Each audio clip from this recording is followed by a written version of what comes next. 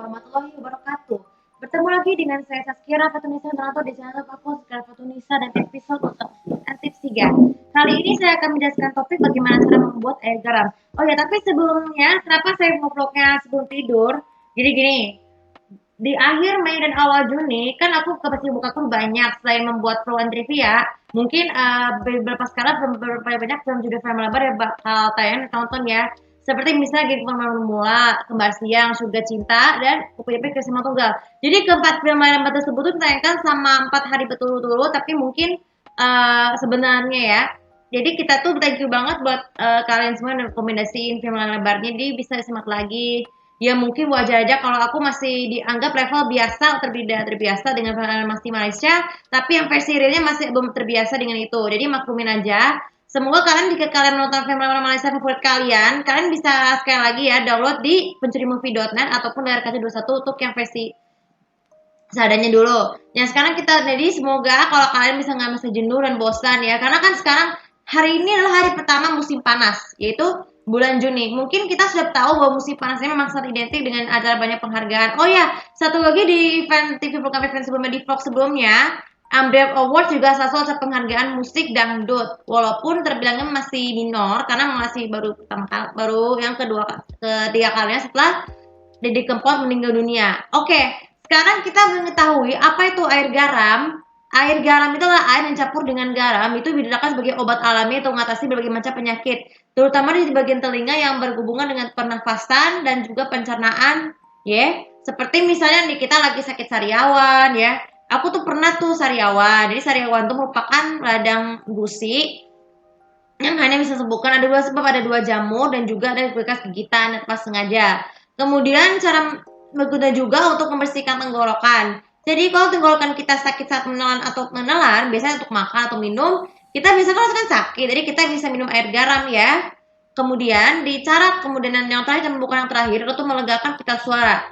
Jadi kalau pita suara kita rusak karena kebanyakan menyanyi, berteriak, berbicara dan terlalu keras, suara pita suara pasti akan habis. Jadi kalian harus biasakan untuk istirahat dulu dengan diam dan juga minum air garam. Nah, tapi bagaimana cara membuat air garam? Yang pertama, untuk gosok gigi. Pertama, sediakan gelas khusus yang terbuat dari plastik untuk membuat air garam. Isikan air garam dengan air minum biasa.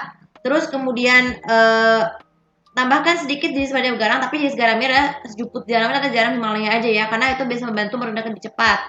Kemudian bawa gelas tersebut yang sudah berisi air garam ke kamar mandi dan jangan dibuang. Kalau jika membutuhkan lagi baru dipakai lagi. Ya sama seperti Bunda, biasa kan Bunda kan kalau menggunakan air termos kan tuh mencuci muka. Kalau aku tuh biasanya menyembuhkan untuk penyakit sariawan. Ketika menggosok gigi, pastikan kumur-kumur dengan air garam terlebih dahulu ya, supaya pada saat kita habis nyikat gigi, kita pasti akan bersih. Terus sariawannya rasa nyerinya akan hilang. Itulah. Baru setelah selesai, jika masih sariawan teman, silakan kalau coba berulang lagi caranya sampai sariawannya benar-benar hilang, ya. Kemudian cara kedua ketika kita minum.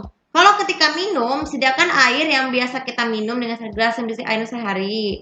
Kemudian isi gelas tersebut dengan air.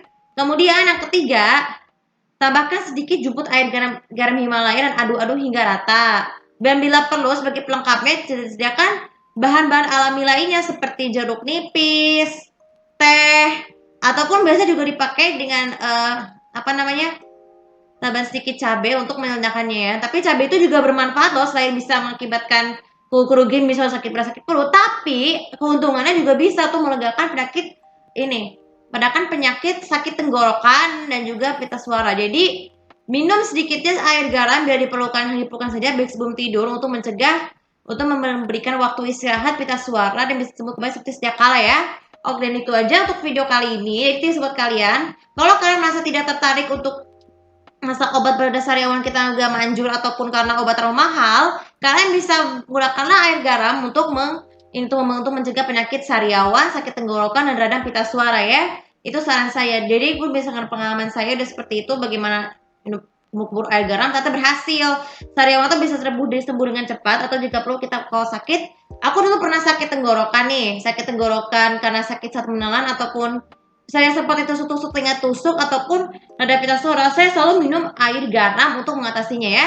Oke, untuk video kalian juga bisa bermanfaat dan jangan lupa subscribe ke sosial media aku, kemudian juga aku di sini untuk beritahu bagaimana caranya dari kalian untuk membuat air garam versi kalian sendiri. Terima kasih. Assalamualaikum warahmatullahi wabarakatuh.